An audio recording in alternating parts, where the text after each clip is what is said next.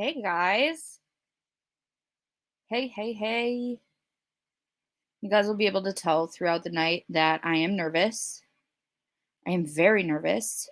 Um, and I have everything prepared. I have a whole presentation, everything ready to go. But that obviously still doesn't help my nerves. So, how are you guys? How's everyone doing? Thank you for being here. It means a lot to me. I know I have a lot of family watching because that's what family does. My mom's watching. Dexter's watching. Hi, Mom. Hi, Dex. Don't yell. Um, uh, my dad and stepmom and sisters claim to be watching. Probably not, but they may catch the replay. My Aunt Kathy's going to be watching. All of you guys are watching. Abby is watching. I know she was going to listen with the boys. So, hi, Abby. Hi, Colton. Hi, Rhett. Hi, Bobo. And yeah, how's everyone doing? Dang it, there you are. Oh wait, I don't see him on my side. Never mind. I was like, whew. But hi, mi amor Michelle. I love you. Hey, Dippity Doo. What's up? Good. I'm so glad. Oh, Abby just texted me and said they're watching. So, hi, boys. Tell your mom to drive home safely. I got us looking where, T. I don't know if she's reading the chat, Thistle, but if not, I'll tell her. And hi to you guys. You guys are my YouTube fam. Welcome, welcome.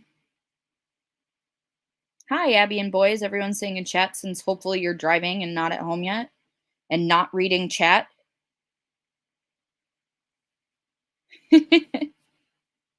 The whole channel's a corner, Heather. So welcome in. Oh, Colton, I can't hear you, but just tell your mom to make a video and she'll send it to me, okay? um, Welcome. This is my first content live as a solo channel of me, myself, and I. And welcome to Malicious Intent. Chose the name number one because I have no malicious intent behind my channel. We're going after people who do have malicious intent. And also, my name is Mallory. So the Mal in front of malicious intent kind of just worked out in my favor. So I have put a lot of time and effort into this. And hi, Red Eye. And are you guys ready? I'm ready. Well, I think I'm ready. But I have a lot of presenting to do tonight of stuff that I specifically have made myself regarding this case.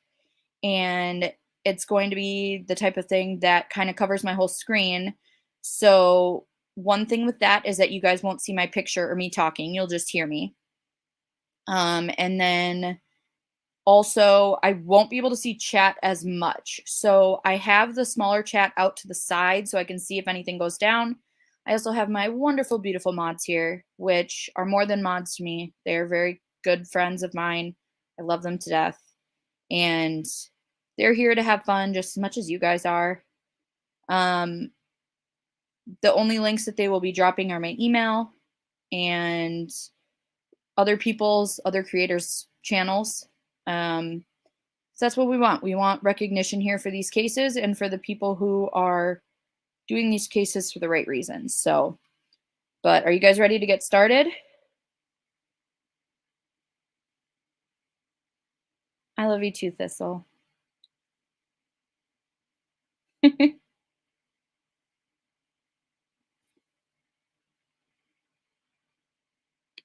there's my lovely Merp.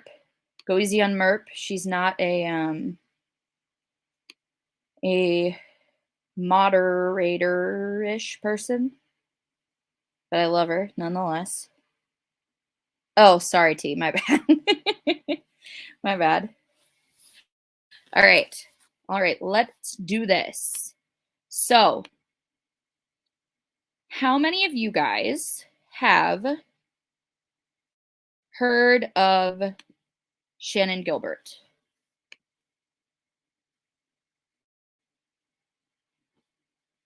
Put a 1 in chat. Actually, I can do a poll. Let me do that. So let us do, have you heard of Shannan Gilbert's case? Yes or no? Ask my community. I think I did that right. So go ahead and vote in that poll so I can kind of see what's going on. What are we seeing? Okay, so most are saying yes. As of right now, it's about 67% say yes, 33% say no. Hey, Salty C, good to see you. You can click on it, Heather, and it gets smaller. So the one thing about Shannan's case is that tonight on this live, I am going to be focusing on Shannan. I'm going to be focusing on Shannan, who she was as a person, her life, and then up to the time when her life is taken, the storyline behind all of that. Oh, thank you, Lucy. I missed you too. Yes, Jenna. And not getting into the connections between why some of you may actually know her case as of yet. I want Shannan to be able to have her name out there, to be able to be talked about and everything like that on her own and not have other aspects tied into it. So there is a connection to obviously bigger cases with Shannan's case. We will not be talking about that at this point, but once I get to a certain part of going through different people, then with each getting their own spotlight on their own case, then we'll be able to bring it all into a grouping, if that makes sense. So this is Shannan. Today, we're going to get to know Shannan and also get to know the story of how her life ended and the justice that she still needs and fighting for finding out what happened to Shannan. So, before we get into Shannan's background, we are going to end up starting with Shannan's family. So, Shannan is the oldest of 4 girls. So if you guys look at this picture here, we have Shannan's mom, Mary, in front and center. Hang on, I'm going to make you guys a little bit smaller so that I can see chat. Yeah. So Mary's in the middle there. Mary Gilbert is Shannan's mom.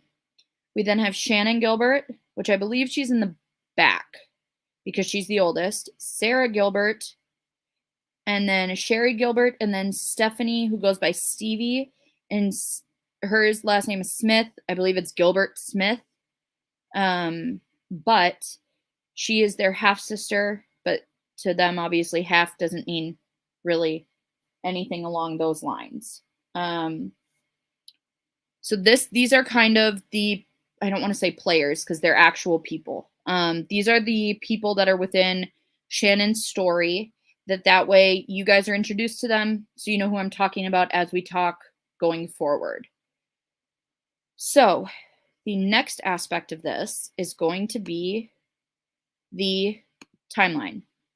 We're going to start with October 24th, 1986 at the very beginning of the timeline. Shannan Maria Gilbert is born. So Shannan is born on October 24th, 1986. in Lancaster, Pennsylvania. We will then move to 1991-ish. So if you guys see me put the word ish, it's kind of a wishy-washy of an exact time frame. So in a lot of these, hi Jenlu, hey Rainbow Mom. It's a lot of like a few years later or within a few years or right after this, where it gives you like a time frame but not an exact dated time frame. Surprisingly, Inspector Gadget, it is not in Pennsylvania. That is just where she is born. So in 1991-ish, it's around the age of 5 when Shannon is 5. Mary picks up all of the girls and leaves Shannon's father to move to upstate New York.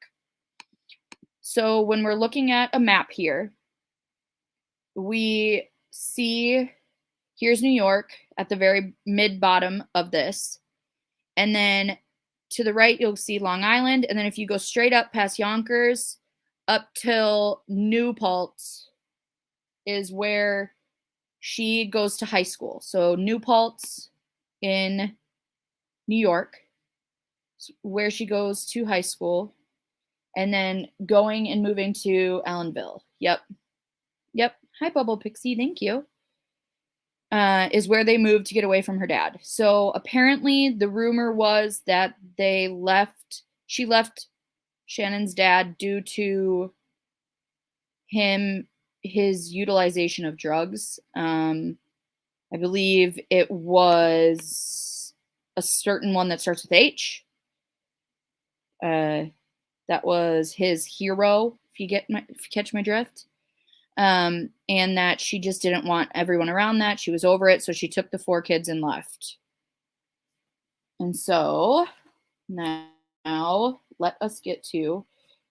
I've also talked to a handful of people from the area that say that it's a very small town area. It is the type of thing where there's not a ton of people. It's very low maintenance, and like it's not like living in the city. So when you hear this that they're in New York, my mind automatically goes to like New York City, and this is like the exact opposite of that. So I think that's a very important aspect to remember, is her growing up was more of a like not sheltered, but like a closed down type of. It wasn't in the city. It wasn't like she was open and doing everything with everyone all the time. We then get to, so if you guys hear me pause, it's because I'm reading my notes. Not only do I have the presentation up here, but I also have my notes for it to make sure that I don't forget anything. So I'm going to go back to our timeline here. And we are then going to go from either between 1991 to 1995-ish, once again. I did find out after the fact that I want to say it was when Shannon was 7. Shannon and Sarah, technically all of the girls are sent to a foster home. So I've heard a lot of different things, whether or not Mary decided to give them up because she didn't feel like she could give them a good enough life or something along those lines. But it's either way, the girls end up going into foster care. Now, after this, we do find out that at least the 2 younger girls, I've heard it both ways. I've heard it's the 2 younger girls go back to Mary. I've also heard that it's the 3 youngers go back to Mary. So if anyone in chat would be able to verify any of that, that would be great, because I've heard it both ways on multiple, during my research, multiple places. And so I'm not quite sure if it's just Shannon that doesn't go back, or if it's Shannon and Sarah that don't go back. But either way, Shannon is now being raised in foster homes from that age of 7 till everything else. No, Heather, I don't say that. We had this conversation. Yeah. See, and Jenna, I think that's the thing too, is there's so many like that have said it both ways, where I know for sure that the two youngest, Sherry and Stevie, end up going back and being raised by Mary. But I don't necessarily know if, like, they all, you know what I mean? The difference between all of them. Yes, they were separated. So in this picture here, you guys can see Shannon in the far back with her mom, Mary, next to her with the blonde hair, her three sisters in the middle, and then their babies. Now, I'll just say the lives of her sisters, even though that she was given to foster care and lived in potentially very safe, loving homes in her foster care years, her sisters, because they were at home, does not mean that they had a significantly better childhood. Unfortunately, Mary would bring a lot of men to the house. Not a lot, like a lot, but I mean, like, the men she did bring are not good men. I know that the two younger girls, no, three middle, Sarah and Sherry for sure, were sexually abused by one of Mary's boyfriends. I believe one of them ended up getting pregnant at one point and having to say this without saying it, abort the mission. And so it's not like just because they were brought back to the mom that they had a better life, unfortunately. But also the difficult thing was, even though Shannon was being raised by a foster family, she still went to the same school and such with her siblings. So she still had to see her sisters all the time, to the point where it did become an issue where Shannon would run away from home and but run back to her mom's house. And so it was one of those things where she just did not like being away from the rest of them. I know Mary had spoken. I'm not exactly sure where it was. Okay. Thank you, Bubble Pixie. And Mary had spoken. I'm not sure, like I said, where she spoke to, but I've seen it quoted on multiple resources, which, here's a caveat as well, everyone. Every resource that I have utilized, whether it be a website or a photo, whatever, is all cited in the bio underneath the video.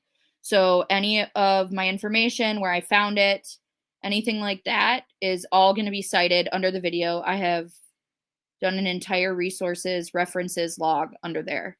So, right, Richie? Watch out.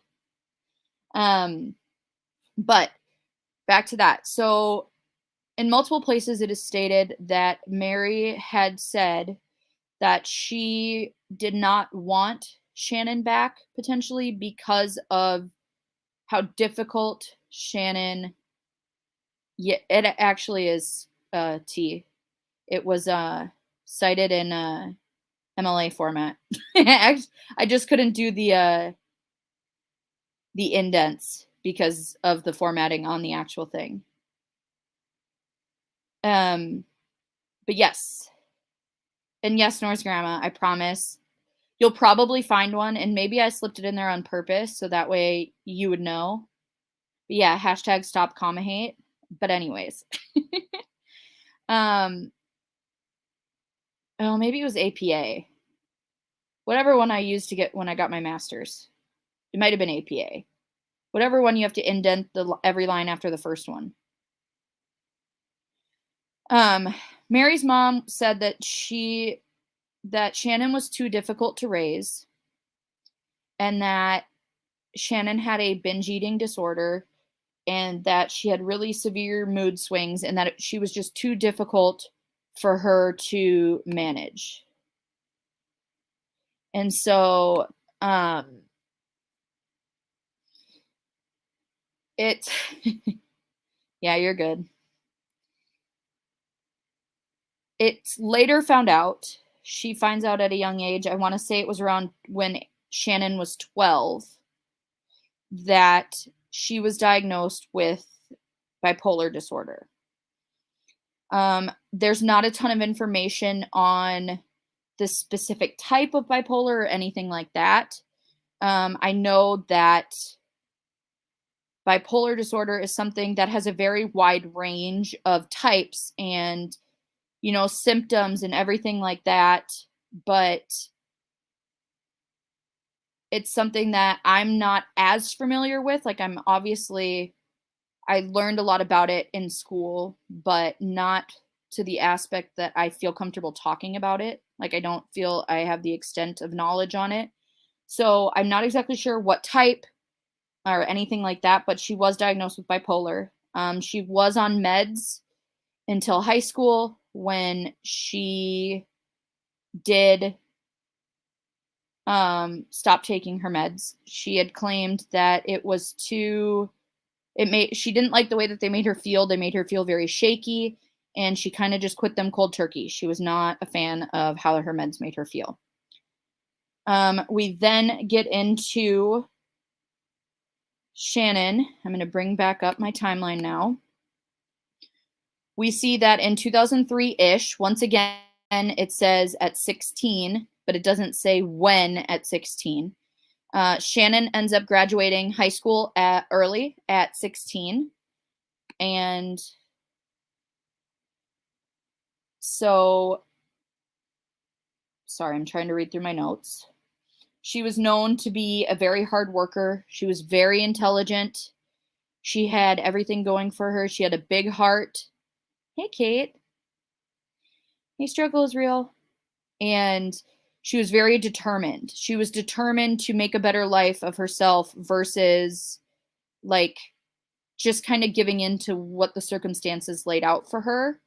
And for that, I think she should be very much applauded. No one has to be hi Rainbow Mom, a victim of their circumstances. And I think her being so courageous and willing to put in the work to get to where she wanted to be was very good. So she ends up doing 2 years worth of classes within 1 year and then graduating at 16. And then between that time of graduating at 16 and then everything else, she starts working some odd jobs just to make money and live. She knew she wanted to be her own person, to do her own thing. She wanted to be a singer, an actress, a songwriter. She had big dreams that she was willing to work towards. Thank you, Carol freaking Claus. I appreciate that. She had big dreams that she was willing to work towards, and she was willing to put in the work to get there. So during this time, which you guys will see, here's 3 different photos of Shannon. She was beautiful, and she worked a number of odd jobs between 2003 and 2007. She was a hotel receptionist. She was a waitress at Applebee's. She was a secretary at a school. She was a snack prepper at a senior center. And so there was a lot to her where she was a hustler in the way of she was going to hustle to make the money she needed to have the life that she wanted. So now we are going to get into, unfortunately, the rougher side of Shannon's life. So throughout high school and these 3 years of everything going on, Shannon did dabble in drugs, alcohol, stuff like that, but it was never on a regular basis. It was more just experimenting and different things like that. Well, we come to 2007, and as you guys can see on the timeline once again, 2007, Shannon moves in with her then boyfriend in New Jersey and begins escorting. So we have to think of the time frames too, guys. So back to 2007. The world was very, very different than it is now. I mean, we go back to, it's hard to think of anything before 2020, to be honest. It's hard to think that the year 2020 to like half of 2021 even happened. And so when we look at this, we have to look at it with open eyes, no judgments. Hi, Wolfie. No negativity when it comes to how Shannon chose to support herself. Absolutely pointer lover. People do what they have to do to survive. Yes. So she begins escorting. So I will say, based on what I've been able to find, her boyfriend's name is Alex. I don't want to dox his last name, but it's out there. And hey, Princess Megan Elsa. Right. And she actually meets him when she begins working for this escorting agency. And I'm saying agency as I do my air quotes because agency, you know. Um, and she begins escorting for something called Lace Party Girls. So I tried to look into this.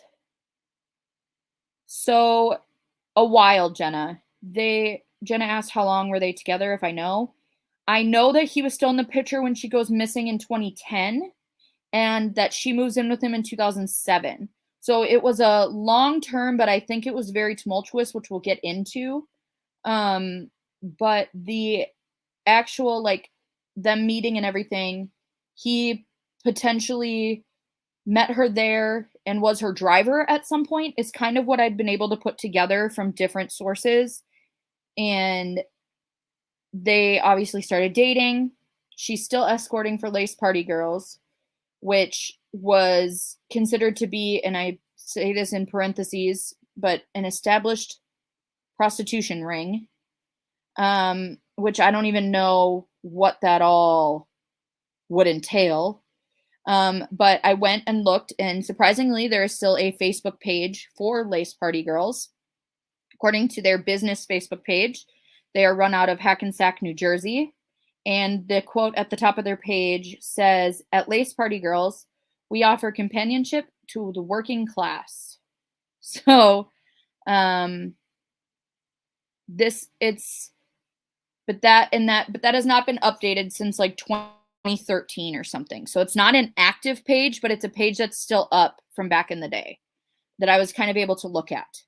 So eventually, probably because it was illegal work being done, Lace Party Girls ends up getting shut down. So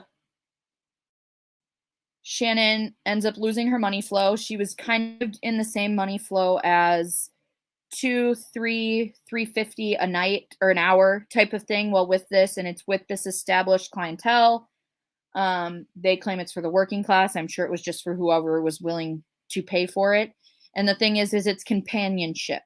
So obviously a lot of things read between the lines when you hear escort, but there's a lot to it. I mean, within this time frame, Shannon is having to have multiple abort the mission type of situations for unwanted pregnancies due to her profession. Her occasional drug use turned to regular drug use. She utilized, trying to figure out how to say this without saying it, but then I don't know. It's one of those things where she utilized the C word and she utilized the E word. So those are the two drugs that were her drug of choice, according to my sources. But she did not obviously like that she could no longer fund her lifestyle. She enjoyed the lifestyle that she had. One of her biggest issues, and when I say issues, it's not a bad thing, but it is a bad thing, is that one of her biggest issues was that she loved and cared for the people in her life so much that whenever she had even the smallest of extra money from escorting, she utilized it for them.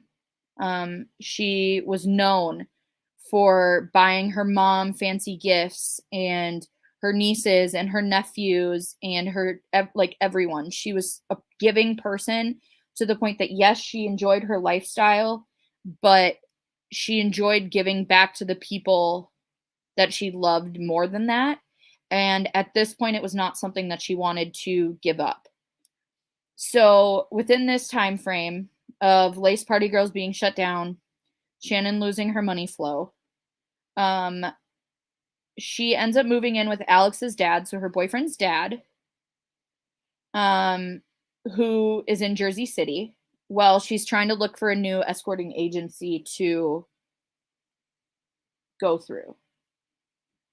Um, During this time, Alex and Shannon's relationship begins to crumble. There is a lot of fighting. This fighting was both verbal and physical. There was one specific really bad fight where Alex ends up punching Shannon in the jaw so much that she ends up having to have surgery and having a titanium plate put into her jaw. But at that point, I don't know if they had potentially broken up or if it was one of those where they kind of just broke up, got back together, or were kind of always together, but it was never a good thing. You know what I mean? So it always kind of was a tumultuous relationship, and it wasn't good, but they did love each other, which I think is the hardest part about any relationship that has DV in it, is the love there, but it was not good for either of them, because it did go both ways according to everything. It's just in that specific situation, it kind of shows you to what extent it goes. So we then will get to 2010, where Shannon starts posting her own escorting ads on Craigslist. So she decided to post her escorting services on Craigslist for $200 an hour. Now that was split up. She was smart enough on the aspect to have a driver who doubled sort of as like a bodyguard. So based on the $200 an hour, after doing the math, Shannon was getting about $133 an hour, and then her driver would get about $66 an hour. Yes, it was dangerous, but she had always said that it was the money and everything, like all these other small jobs that she was doing and wanting to do, like would never cut it money wise for the lifestyle and everything that she wanted to do. So that is why she continued doing it. She never said that she wanted, this was never her forever. It was not something where she was like, oh, I'm making money, I'm going to keep doing this forever. Like, it was never that. It was just, she wanted to continue. Katie, hi, I love you. Hi. It was just, it's one of those where she enjoyed it while it was. She's trying to make as much money as she can to be able to live a good lifestyle, and the lifestyle that she deserved and that she thought everyone else around her deserved. She does end up making enough money that she's able to get her own apartment in Jersey City. And she, during this time of escorting, she did start taking online college classes. She was trying to better her life. She started doing singing auditions in Manhattan. And it was just one of those things where she was doing everything to get to the place she wanted to be. But at this point, she was still utilizing her escort services because of the money it was bringing in. Her family and friends did know about her escorting. And they obviously were not happy with it. They thought it was very dangerous. And I know her mom, Mary, had offered for her to come move back home so that she could stop escorting. And Shannon turned her down. She said, you know, I don't really even have to do that much. And I'm getting paid, you know, thousands of dollars a night, and I'm not having to do that much. And so it's something where she had kind of gotten to the rhythm of nothing's happened to me. She still had a lot of the protection that she could have in regards to like having the bodyguard and him being the driver, and he'd drive her places and drop her off and wait there and everything like that. But obviously the job itself can be dangerous. Yeah, Katie, I can send you stuff. I have stuff linked up under, like in the bio of this video is like a lot of my links that I utilized for my resources in the case, but I can send you stuff too. Yeah. So now we are going to get to back to the timeline where we get to the bottom, the final listing on the bottom here, which is May 1st, 2010. Shannan Gilbert goes missing. All right, so we're getting into her disappearance now, guys. So you guys have kind of seen the strong, independent, hardworking, intelligent woman that she was. And now we're going to kind of get into the downfalls of all of this.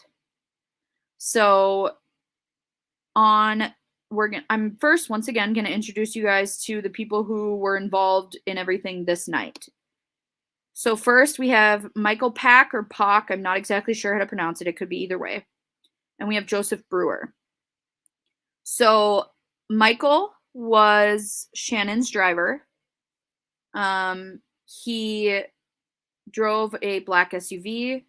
He would drive Shannon to and from her appointments with her clients, and then would wait out there until she was done and then bring her home to make sure she did everything safely. Nora's grandma, it has, but I'll go over that towards the end here. Yeah.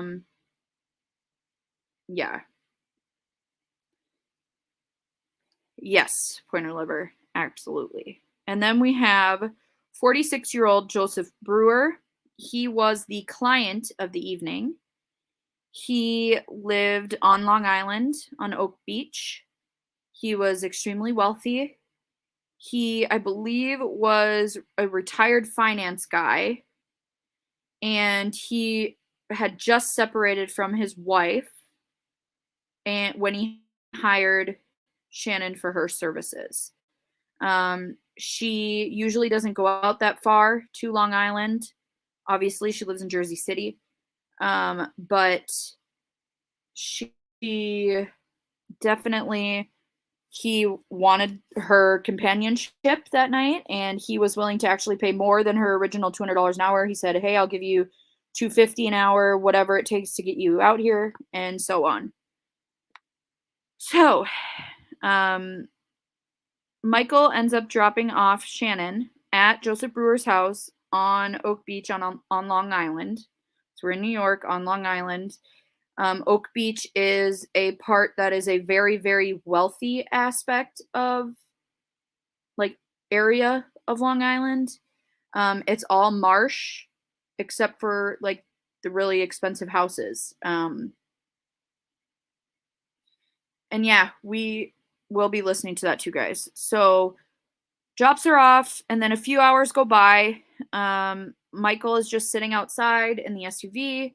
He was said to just kind of be sitting there chilling, but at the same time also playing video poker on his phone and just kind of passing the time.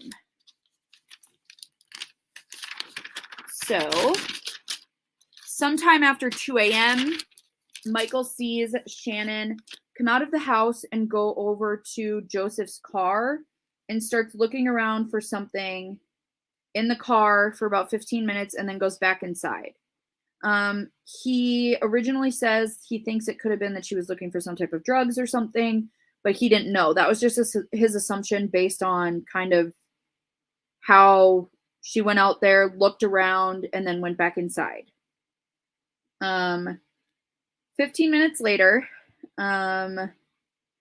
Shannon ends up calling Michael on the phone, her driver, and saying that she will be extending her evening with Joseph Brewer for the night for a few more hours.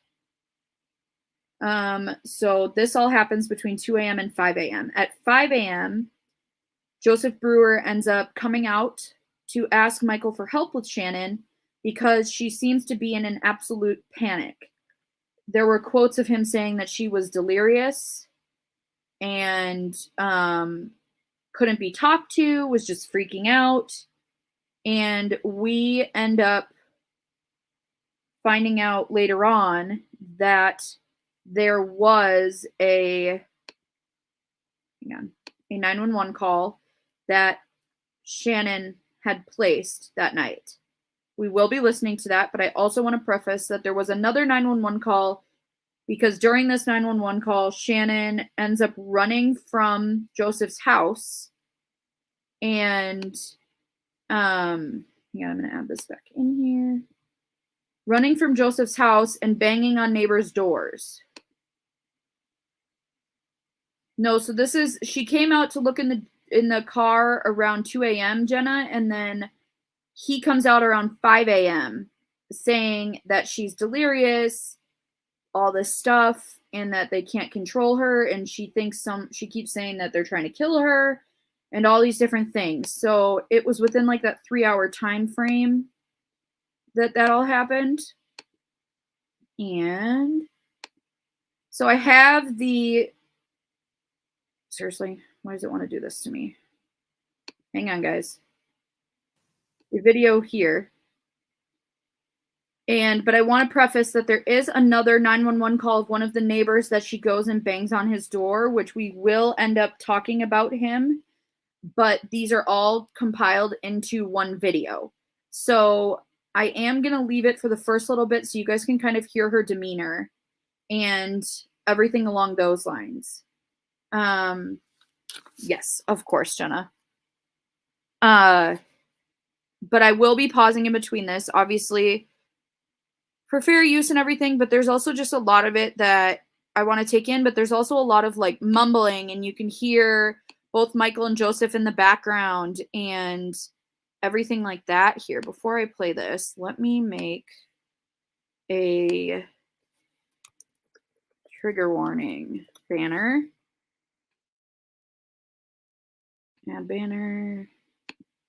There we go. Trigger warning. Which I'll probably make a prettier one at some point, but that was just what I'm making at this very second.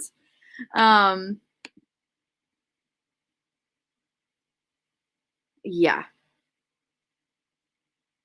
Yeah, me too, Angela. So we'll listen to this. Like I said, I'm going to pause it here and there. I'll probably skip through a little bit of it here and there just because there is a lot of mumbling and stuff like that. But if you guys could just put a 1 in chat to make sure that you guys can hear the video when I start playing it, that would be great. So here we go. Let's watch and listen to the 911 calls in Shannon's case.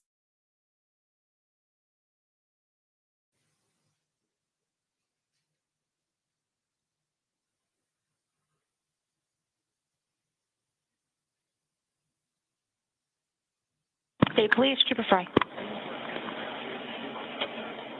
State Police. Yeah, there's somebody after me. I'm sorry? There's somebody after me. Where are you? There's somebody after me. Okay, where are you? There's somebody after me. Where are you, ma'am? I don't know. You're driving right now? No, I'm inside the house. I'm sorry? I'm inside the house. What house? I don't know. Can you trace where I am? I'm sorry? Can you trace where I am? No, I can't. What's your callback number you're calling from? Huh? What phone number are you calling from? Somebody's after me. Please. Are you in Suffolk County or Nassau County? I'm in Long Island. Where on Long Island are you? No. No. No. No, stop, no. Where in Long Island are you? In Suffolk County? Nassau County?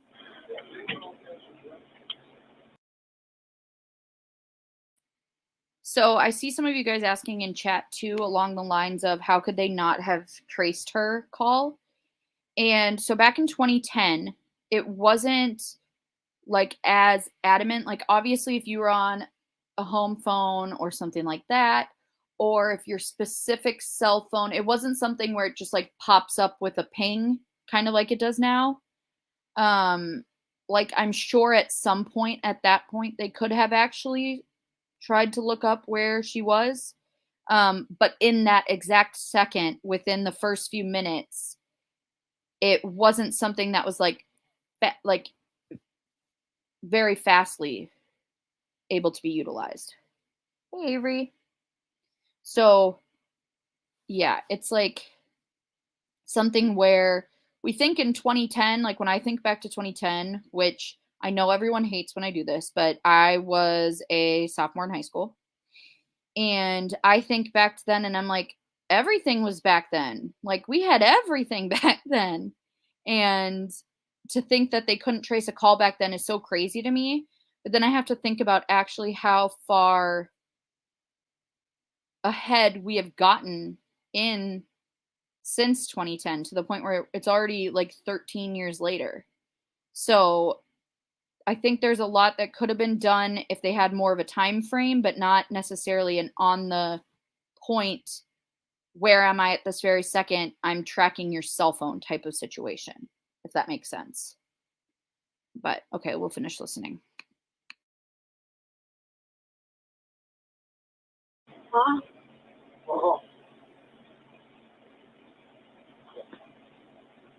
Why?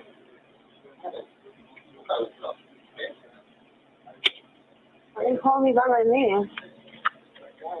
Why? County, you on the line? Stop. Please. Stop it, please. Please stop. Please. Can you shut the door? No, time to go. Please. Please. Please. Go that way, please. Come on, let's go. Come on, roll that side. Come on, go outside. Come on, all of us. Come on, roll outside. Come on. No, please. Come on. Please, come on. Please. Come on. Why? Just come out here.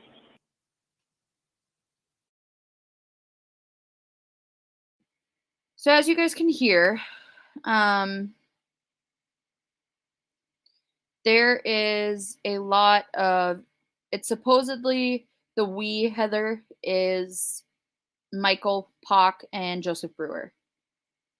And so they're trying to just get her out of the house at this point. The storyline that they have told is that she was just very, like I said, delirious. She was kind of all over the place. She didn't know what she was saying. I know that at one point Michael did say like she has to be on drugs. She's like out of her mind. And all this crazy stuff, which will actually come into the picture when we go over the autopsy after she's found. But there's just a lot more to it. And I think that there's potentially a lot more behind why she made that phone call, especially when we do hear the difference in the autopsy, the toxicology, everything like that. That it seems like it sounds like they're like gaslighting her almost. And I know that that's a trigger word that like it like gets people whatever, but like it does sound like that they were just like, you're fine, let's go outside, come on, you're fine, like you're crazy, like stuff like that, where it's like she knew she wasn't crazy in that moment. And I think you can tell that she was almost looking at them like, what are you even saying? And like I'm one, like there's a reason she called 911. We also have to think back to how long she'd been an escort, and it's not like she was known for just calling 911 randomly. So I think there had to have been something that prompted all of this. And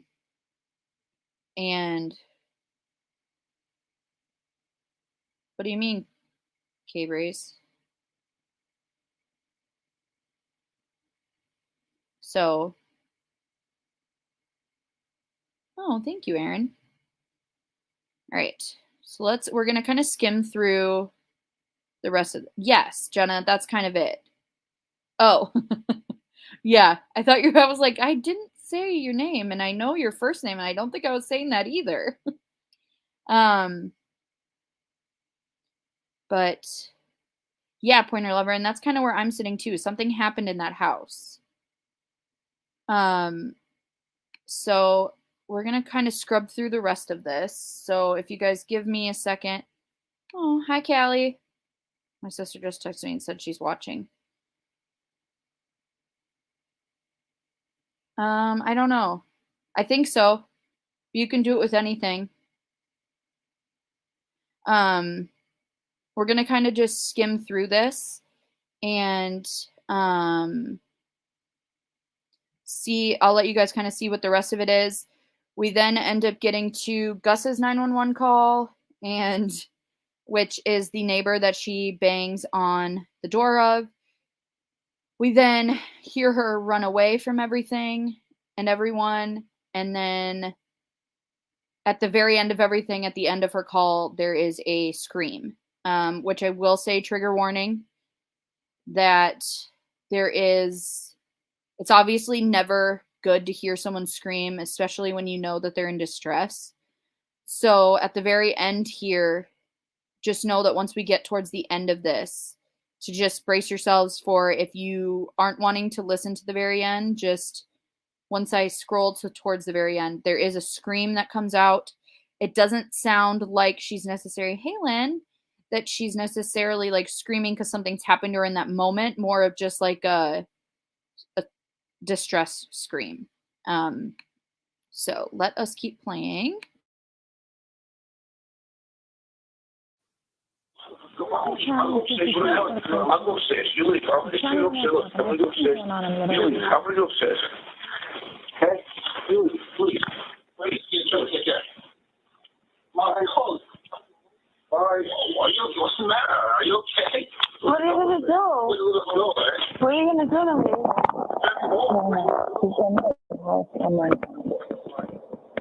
Why? Huh? Well, I don't know, but it was transferred to me. Why? No. Are you going to tell me? It's coming to, I think it's just a county on the left side for the person. The county on the Tell me? Why are you going to... Call Suffolk on the left. You freaking basketball. I'm in the middle of nowhere? Let's go back to Manhattan. Right? We're in Long Island. We're out near the water. Please, stop. Me, Mike. Brother, come on. No, stop it, please. Hello?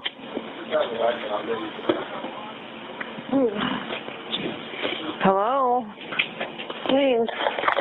What's the problem? What's the matter? What happened?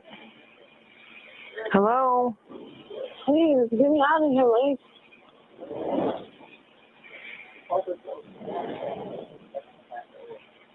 Hello? You're being sarcastic about this.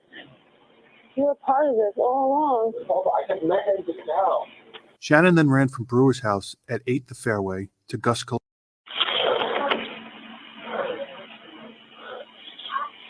Somebody with you? Huh? Hello? Hello?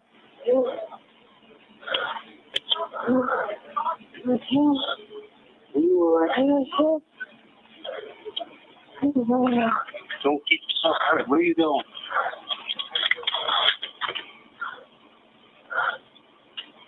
Wait a minute. Where are you going? Where are you going? She then runs from Coletti's home. Beach Association. Okay. Outed by Robert Moses. All right. We got somebody over there. I'll be watching. Oh, okay. Bye.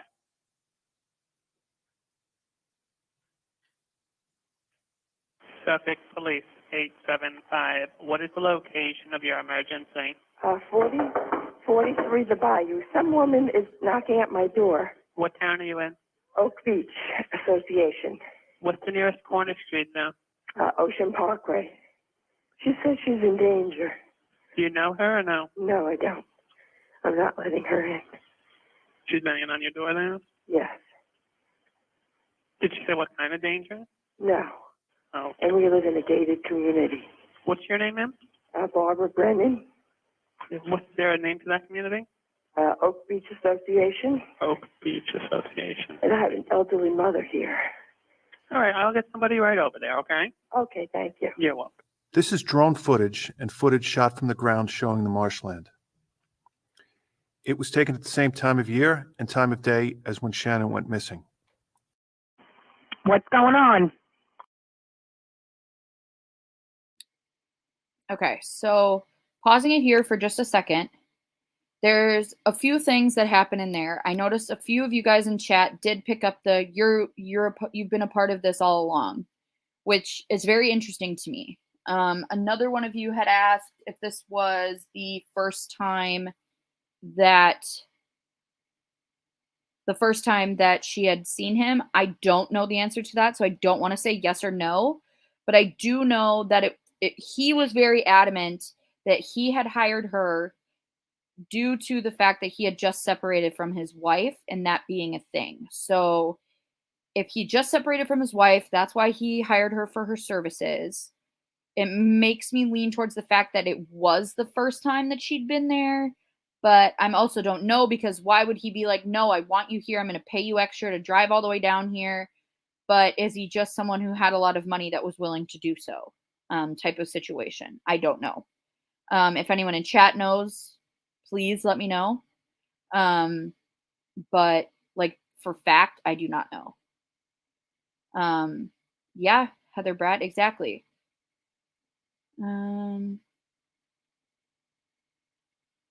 Yeah. But so I skipped over the guy talking because this is a great video. It is linked under in my things if you guys would want to hear all of his talking within that. And then after we get everything going and started, I will be doing, once we finish watching this, I have Google Earth brought up where we're going to be able to kind of walk through her footsteps, seeing where exactly she went and everything like that. But I'm going to just kind of scrub through this. I'm actually going to put this part on like 1.5 speed because it's a lot of just like gibberish. Like we're just hearing them kind of moving and running and Shannon like yelling because at this point, Michael, her driver, is chasing after her in the black SUV. So he says he was just trying to keep an eye on her. She says he was chasing him. In Gus Coletti, who is the 75-year-old that you guys heard that was talking to the 911 operator before that last woman, he says that he can actually see a black SUV following her. And at some point, everyone just kind of loses sight of her. Hey, Laurel. Hey, Annie Lou. So it's kind of a whole thing of the timeline because a lot of this is overlapping, but at the same time, it's all as she's kind of running away from the situation. So I'm going to kind of scrub through this. Like I said, I'm going to speed it up a little bit. So if this does sound a little crazy with the bumping and everything like that, it is sped up. And then I'm just going to kind of scrub through the rest of this so we can get to it. Thanks, Cal. So here we go.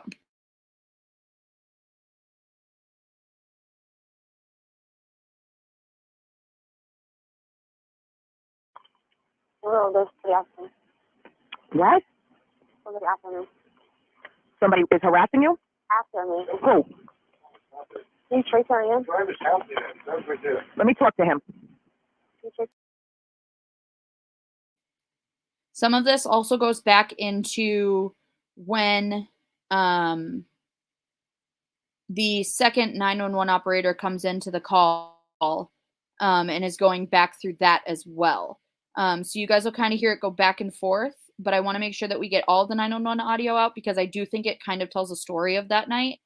And then I'll tell you guys about something else about the 911 call once we finish listening to it. So.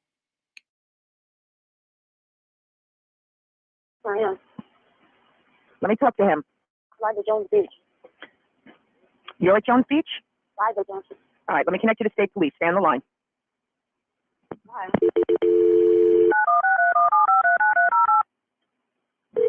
You got to talk louder to them. Why? Why? State police, keep it fine. State police. Yeah, there's somebody after me.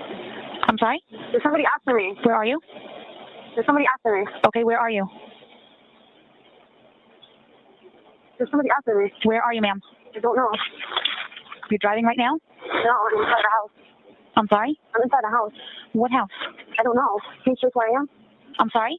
Can you trace where I am? No, I can't. What's your callback number you're calling from? Huh? What phone number are you calling from? Somebody's after me. Please. Please. Huh? Police? I'm never going to do it again. Why? I never do. I never did. Mike, please. Mike, please. Please. Please. Today's nothing. I don't know what phone she's calling from. I can't tell her back. Can you where she's coming from? She needs help. It's not in the house with the female. The female was the initial caller. So this is all set up? I wait for you. So you gotta find your way out. What? So this is all set up?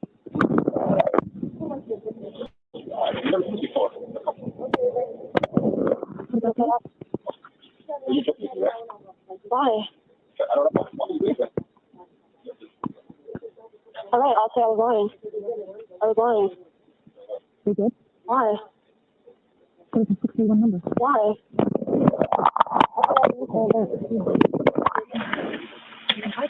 Please. Please. Hello? Please. Hello? Please. What's the problem? What's the matter? What happened? Hello? Please, get me out of here, please.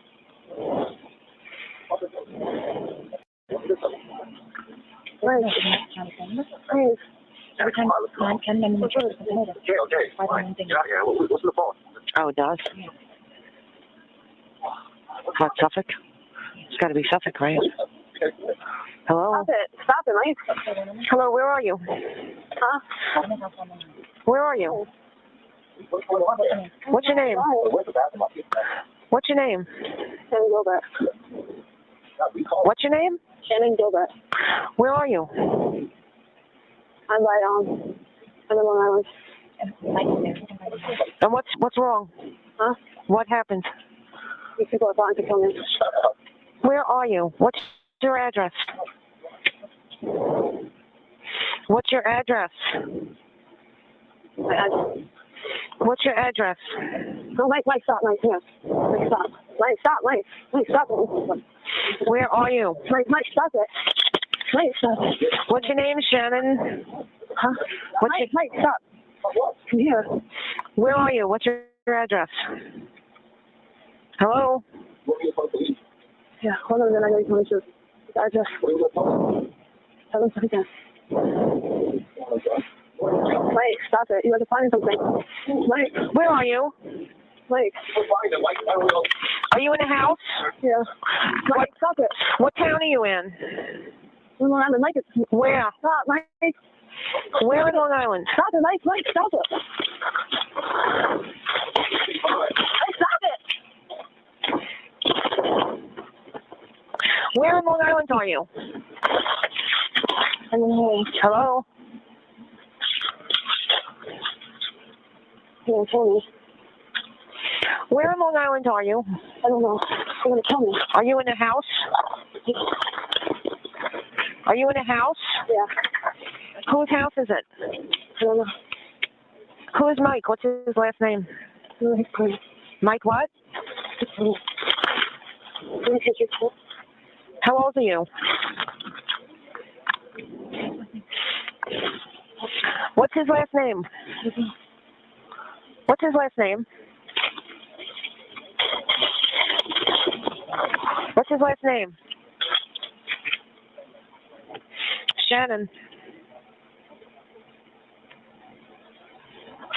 Shannon.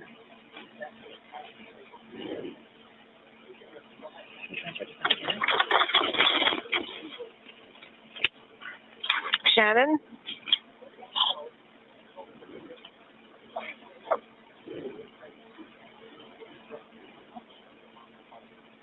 Shannon? Yeah. What town? What town are you in? Hello?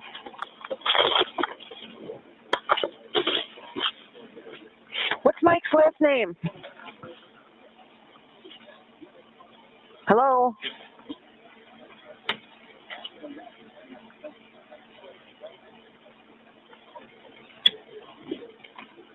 You're killing me.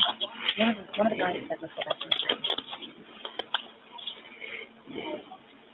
where are you? 10344 Mandela Service. Where are you, Shannon? Shannon.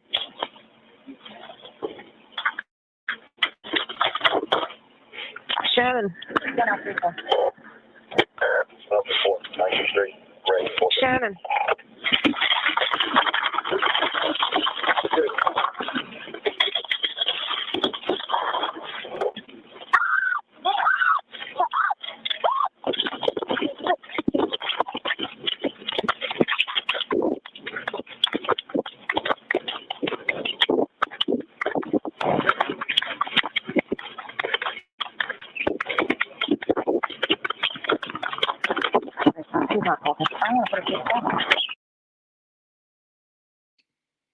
Okay.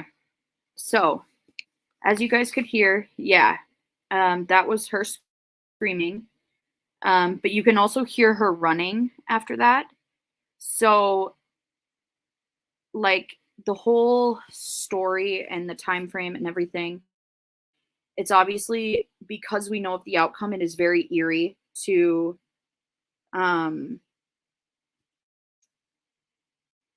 hear now. But so yeah, it's hard. The rest is kind of just like how it was a second ago for the screen, which is just her running around. You can kind of hear her talking, mumbling, other people mumbling, different things like that. And that's kind of the extent. Now, when listening to this 911 call, obviously there's a handful of things that we pick out being in like the true crime community of how this all has come about and such, you know? And we have the ability to kind of listen later on with knowledge that they didn't know back then. But I will say that these 911 calls for Shannon's case were not released until over 10 years after this, after they were made. So once again, Shannon goes missing May 1st, 2010.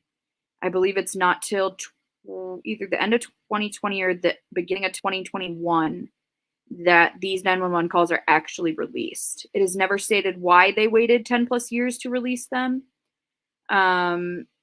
Because during this time frame, there was investigations going on. Both Michael and Joseph were both investigated, questioned by police. Their homes and vehicles were searched. Nothing was found.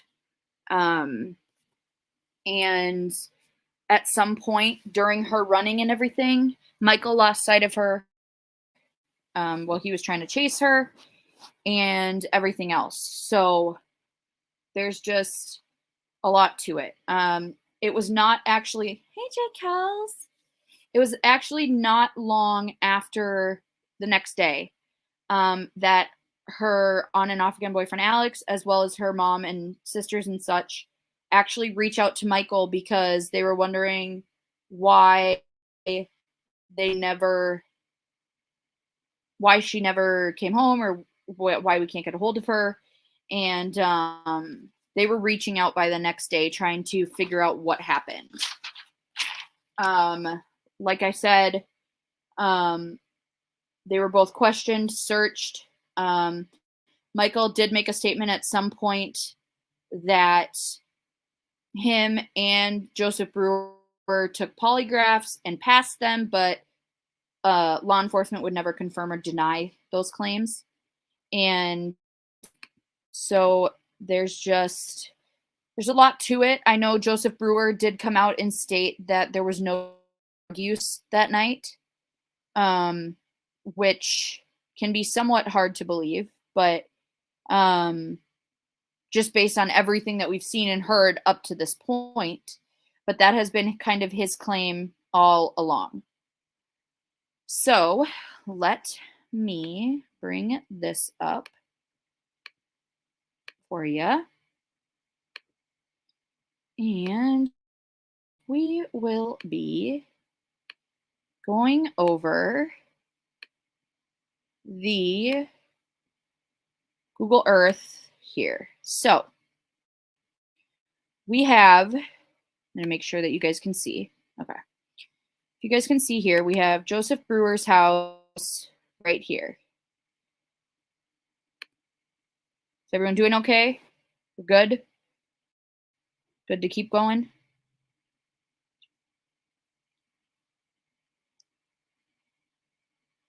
Everyone's good? Okay.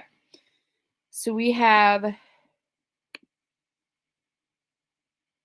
Jersey. Of course not, Thistle. You're never good.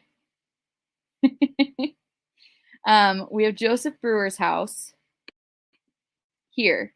Now, based on everything that I've been able to find, when Shannon is, yes, I don't know. Hey, purple freak, people freaking eater. I love that. I lost my train of thought. Okay, but here's Joseph's house. As she's trying to leave, I'm under the impression that she ran up the fairway here. So she runs out of his driveway and then comes up the fairway here, where then we know that Shannon ends up coming to Gus Coletti's house here and banging on his door, and he makes the second 911 call that we heard. At some point during this, she ends up coming up this road here, up Fairway, and then down Anchor Way to down here, because one of the houses down in this area belongs to the lady who did the third 911 call of her banging on the door. So that's kind of the frame of where she's running. So Joseph Brewer's house is down here. She runs up the fairway to Gus Coletti's house, makes it up and around somehow to down here to the third lady's house. Yeah, she did. And it's also the fact, too, that these houses are not directly next to each other. So they are obviously close enough, but it was still a far run. I want to say at least 300 meters or so from Joseph to Avery. We'll get to that at the very end. But to Gus's house, and then probably another 200 meters, which I have no idea how far that is in miles or yards or whatever. That is something I will never be good at. But she ends up going from Gus's house down here, and then obviously her trail goes cold. Hey, Bathea's Bites Reloaded. Thanks for coming, Ernest. I'm glad you're here. We get to December 7th of 2011. So if we remember, we go back to the timeline of things, which I'm just going to pop up here. So give me just a second.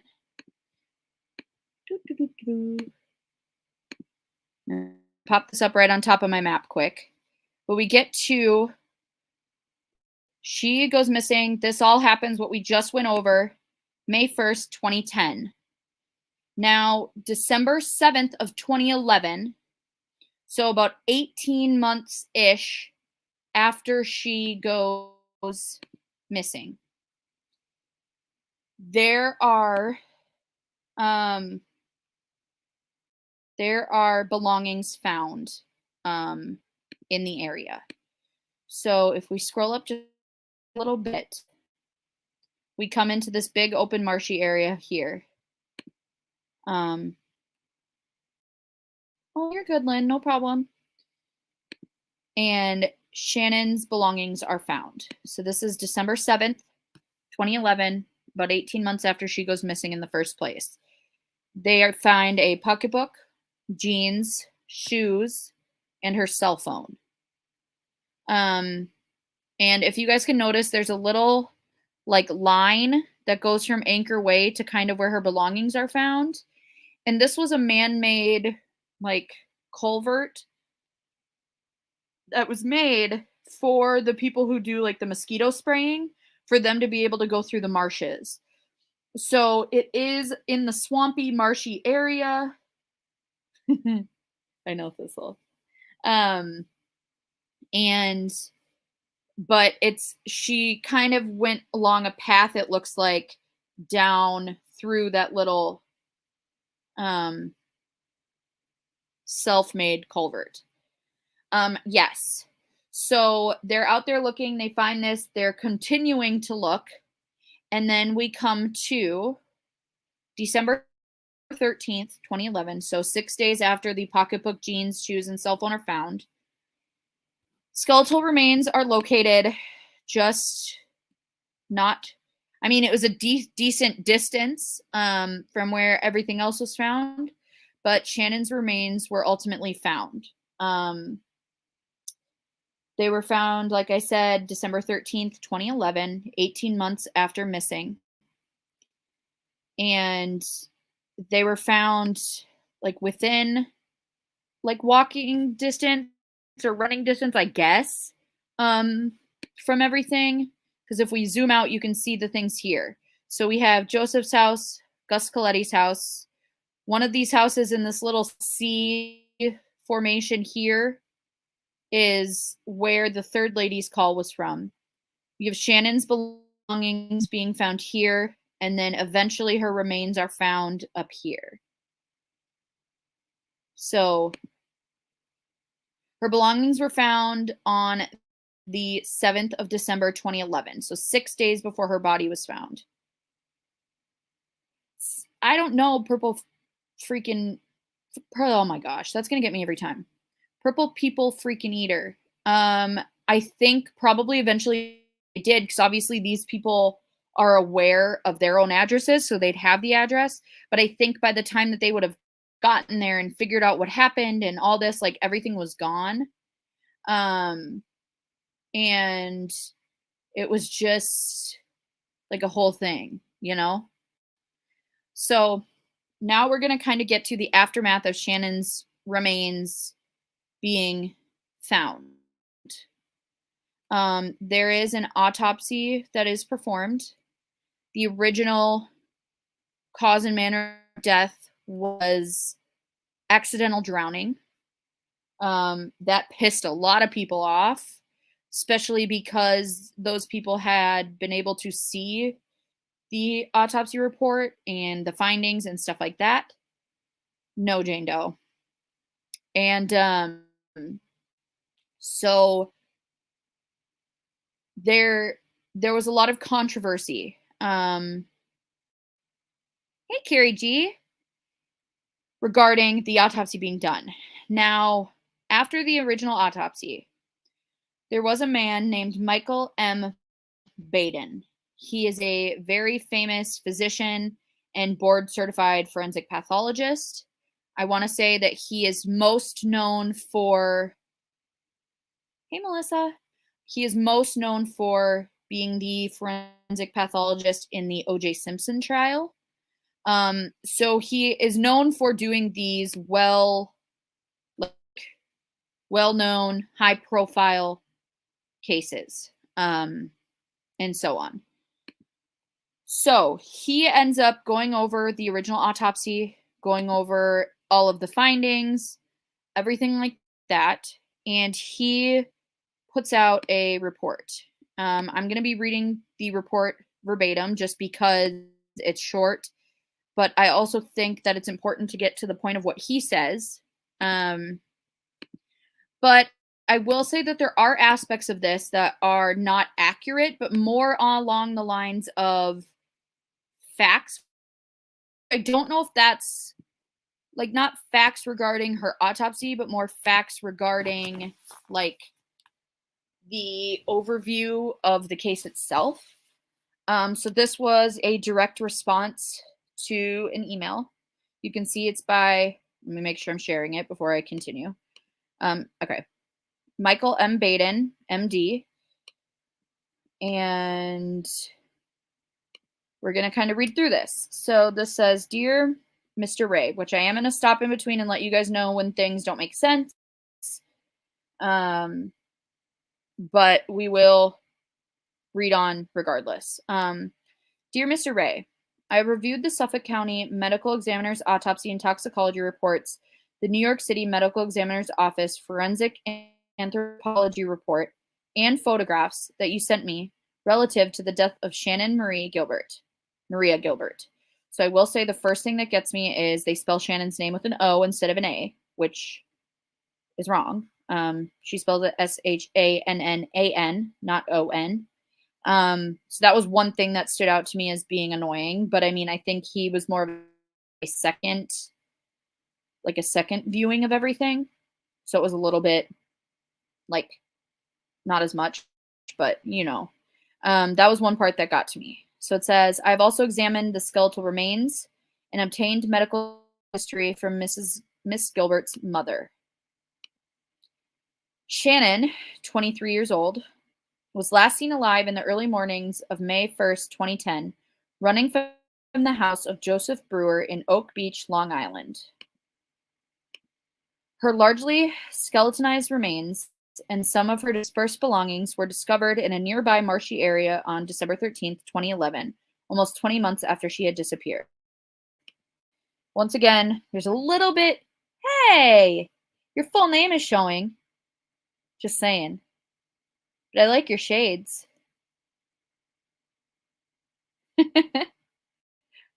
Right, Heather? Heather, that's Abby, by the way. That's okay, Angela. I think when people have unique spellings like this, it can be difficult. But that's the other thing is her belongings were actually found almost a full week before her remains were found.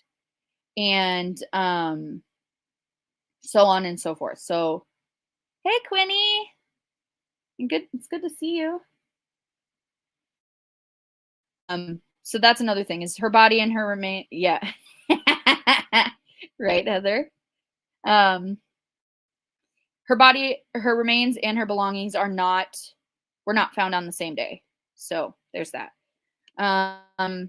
Says she was still wearing deteriorating fragments of clothing, a white or tan t-shirt, black brassiere. Thank you to Merp because I was trying to figure out how to pronounce that to the point where I wrote it down. Thong panties, which I hate both of those words being said together. It makes me uncomfortable. And blue denim jeans. Almost all of the skeletal bones were recovered and appeared normal. There was no evidence of trauma. However, the larynx was missing, and only the body of the hyoid bone was found. The two greater horns of that neck bone were missing. These structures, the larynx and the hyoid bone, are often fractured during homicidal manual strangulation. My examination of the recovered body of a hyoid bone, after it had been anthropologically defleshed, terrible, ugh, I know it's official, like, scientific wording, but I hate that, showed a roughness at the margins where the separated horns had been attached. Everyone's saying hi to you, Abby. I don't know if you're reading chat. Grateful middle-aged cat mama. She did text me and say Colton was trying to talk to me through the phone, or like while they were listening. But Abby, everyone's talking to you in chat, so click and read chat if you're not. The first one, Avery. I'm not saying it again. Right, Jane Doe. So then we get to toxologic analysis. Was able to be performed on skeletal muscle and contents of the cranial cavity. So they were able to do enough testing. You're good. You're not distracting me. Well, you are, but not in a bad way. Was performed on skeletal muscle and contents of the cranial cavity. No drugs of abuse, including cocaine, were found. The death certificate was issued as cause of death undetermined, manner of death undetermined. So he is saying, number one, the toxicology report came back clean. To to the point of just everything, going on. And also that it should have been undetermined for both manner and cause of death. Right, Jane Doe. She put herself there, apparently. It also says, Shannon's mother told me that her daughter had been in good health, no surgical procedures, no hospitalizations, and that she did use cocaine sometimes. It then goes on. It says, it is my opinion, based on the circumstances of Shannon's death and on the material that I have reviewed, that there's no evidence that she died of a natural disease, of a drug overdose, or of a drowning.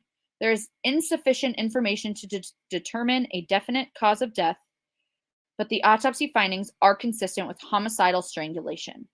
Signed, Michael M. Baden. So, right? Yeah.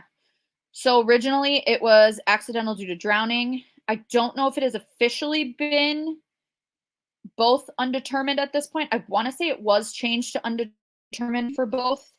But that's still a fight. That's not saying that there was, when anything is undetermined, it's like you can't, it still is not saying it was purposely done. So that's not necessarily saying that there's going to be some type of like thing about it. Thanks, Red Eye. They said, hey, BC, by the way, so based on this, they said they were able to do skeletal muscle and contents of the cranial cavity to test for drug use, toxicology, and such. Now, I know that they were saying that potentially it's very difficult with the time frame because it was a full year, like to be able to tell that type of stuff. And I think that's why a lot of people stick with the original, but the original said there were no drugs either, and everything. So there's just a lot of questions regarding her cause and manner of death, as well as kind of the surroundings of the autopsy and everything like that. Obviously, with Michael M. Baden, the former chief medical examiner of the city of New York, he claims that there was no signs of drowning. So when you look at that, you have to kind of say there's either signs of drowning or there aren't. Or there's signs that someone could have drowned, but they could have not drowned, or there's not. And he says there's not. So I think there's something to that when it kind of comes to everything else. So that's kind of where we're sitting with Shannon's case. I'm going to bring Shannon's pictures up once again. This is Shannan Gilbert. She died at the age of 23. You may see 24 because technically she would have been 24 when she was found. But her cause and manner of death, like I said, still potentially up in the air. No one is in custody for this. I do know that Joseph Brewer ended up selling his house shortly after this and moving to Florida. I know Michael Pack ended up kind of doing not the same. I don't know if he moved to Florida necessarily. But that he kind of left and did his own thing after this as well. And there's just a lot to this. There's still not a ton of answers regarding what happened, when it happened, how it happened. And there's no justice for Shannon yet. And I wanted to make sure to tell her story, as her own person, getting her own spotlight. And to say that there are other aspects, which I will bring up now. Right, Angela? That's not suspicious. Rolls eyes. But the reason you may have heard her name or seen her face recently, which I'm not going to be touching on today, is the fact that during the year of searching for Shannon's body, so from May 1st, 2010 till December 13th, 2011, while searching for Shannon's body on Long Island, there were a number of other bodies that were found during the search for Shannon that were uncovered, that are coming back up to the surface now due to them being the potential victims of the Long Island serial killer. Shannon's case has always been one that the police have said is not technically connected, but the closeness and circumstances and her being an escort and everything like that kind of brings into the question of it. But not only that, but even if she wasn't part of the Long Island serial killer or the Gilgo Beach murderer, she still is someone who was a person who deserves justice and deserves for the person who did this to her to be held responsible in this case. And that is why I didn't want to start off her entire story with saying Shannon is the reason that the victims of the Long Island serial killer were found. So even after Shannon's death, she still was helping others from beyond the grave. And I think that's something that we have to hold on to. I think the fact that there's not justice doesn't mean that it's not coming, and that it's something that looking at her, hearing her story, hearing who she was as a person is so important, to say that even if it ends up her case not being connected to the Long Island serial killer, her case is still important. The justice in her case is still important. And it's something that needs to be out there. So yeah, it'd be interesting, Karen Rogers. But I have a few more things before I head out. The first thing is that, unfortunately, there are more tragedies for the Gilbert family. But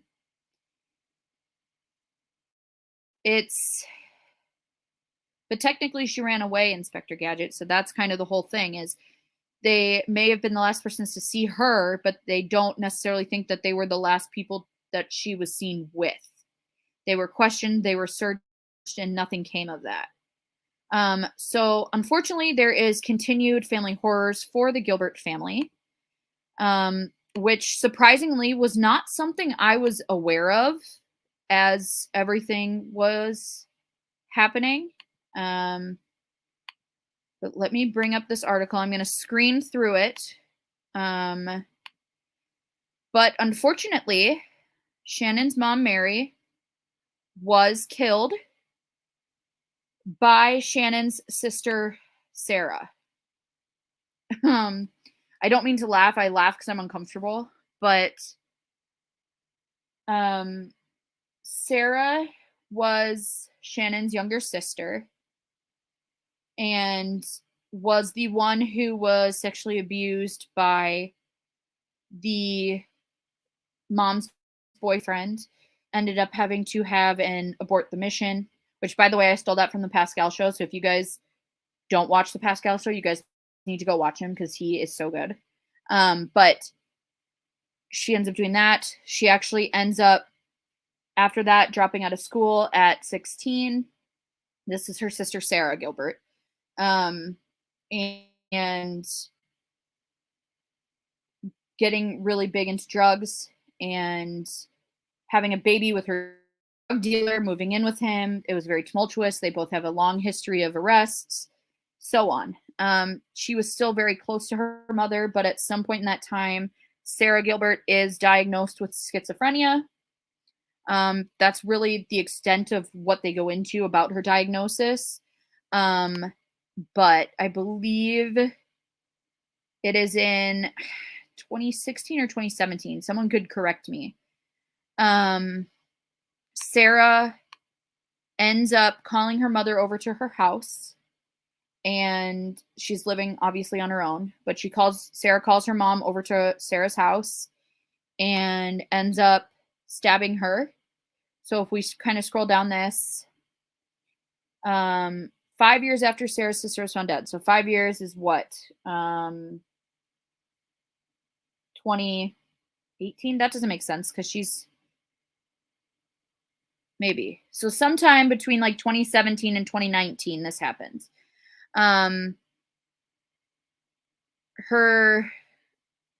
Okay, let's see. She is found stabbed to death in Sarah's home. She had been said to have been hearing voices. She had called her mother, told her to come over. And then also, guys, trigger warning, but she had called her mother over and stabbed her 227 times with a 15-inch kitchen knife, and then hit her with a fire extinguisher, and then filled her mouth with the foam from the fire extinguisher. So, unfortunately, even after Shannon goes missing... Oh. Thanks. I was kind of reading it, but there was nothing else there, so I was really just reading it. So you didn't have to see anything. But thank you. It was one of those things where it was just another tragedy to hit their family. And to now think that, like, Mary, Shannon's mom, was one of the biggest advocates for not only finding Shannon, but then fighting for justice for Shannon, to then have her life taken away. And all of this by her own daughter was kind of a huge aspect of this. And unfortunately, it's like there's so much that these people have gone through. Hey, Shay, thank you. That it's like, obviously she's in jail. She tried to appeal it. Her appeal did not go through. But it's just another aspect of this that the family is now having to kind of go through. So now I have just a handful of things. Let me say here, I wanted to put this out there because this is something that has always bothered me about law enforcement and such. And I'm not saying all law enforcement, but just a person's profession does not define their worth. As you guys have heard throughout this entire story,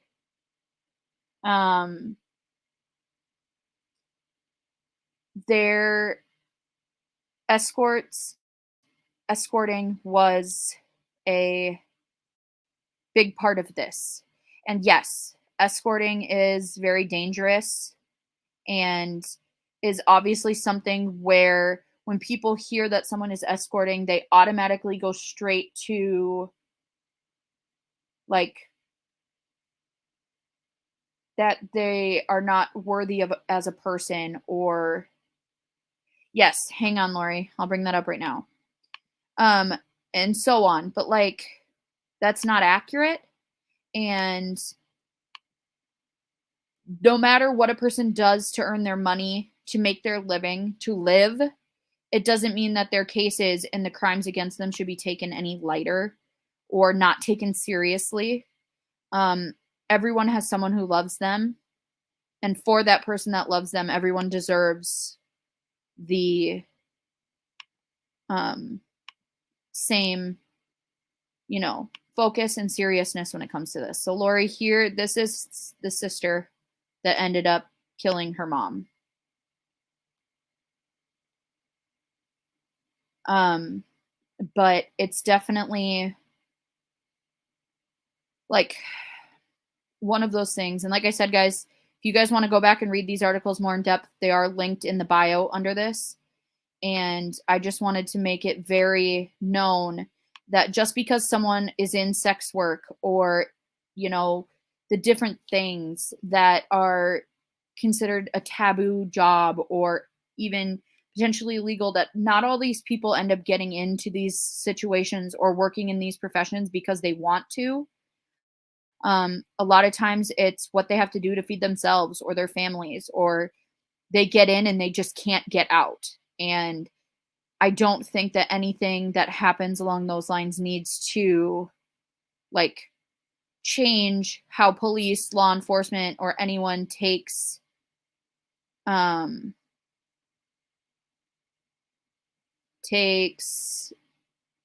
it, like doesn't take it seriously. There's a quote that I read, and it says, sex workers may not want to involve law enforcement when dealing with an abusive situation because they could be arrested. Bias against sex workers might lead law enforcement to characterize domestic violence as a trick gone bad or attribute abuse to workplace hazards rather than treat it as a crime. Police and law enforcement officials may also target sex workers, arresting them on vague charges like loitering, lewdness, or public nuisance, in addition to charging them with statutes that specifically target sex workers. For instance, in New York State, as well as in other states, police and courts can use condom possession as evidence of solicitation. So this is kind of just like an overall of how everything went down, of the fact that it is in some states, having a condom in your pocket can be enough for them to arrest you for solicitation is crazy. And that's like the mindset behind that should not be here. And it's something that I think needs to be worked on. And Heather.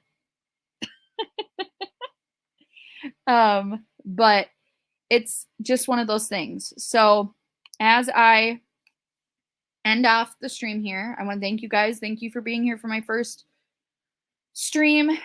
I tried to get it to go as smoothly as possible. But I think it went okay. And I hope that you guys will share around Shannon's case, her story, and don't let her story and her life be lost in the Long Island serial killer case if it turns out that she is not a part of that case.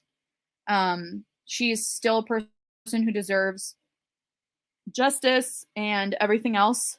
So on the screen here, if you or anyone you know has any info on Shannan Gilbert's case, you guys can contact the Suffolk County Crime Stoppers. I have the telephone number there. They have a mobile app. They also have an email that you can email tips to. And then as we go out, I am going to play my outro, which has the resources for anyone who may need help within the sex work community, or domestic violence or anything along those lines. And so I'm going to let that play out. And then once that ends, I'll end the stream. But hi, Aussie True Crime. Thank you. Yeah. So thank you guys again. I'll be back next week. I don't know. I don't know exactly what day, what case, but we'll be back. And thank you guys for being here. Have a great rest of your night, guys. Bye.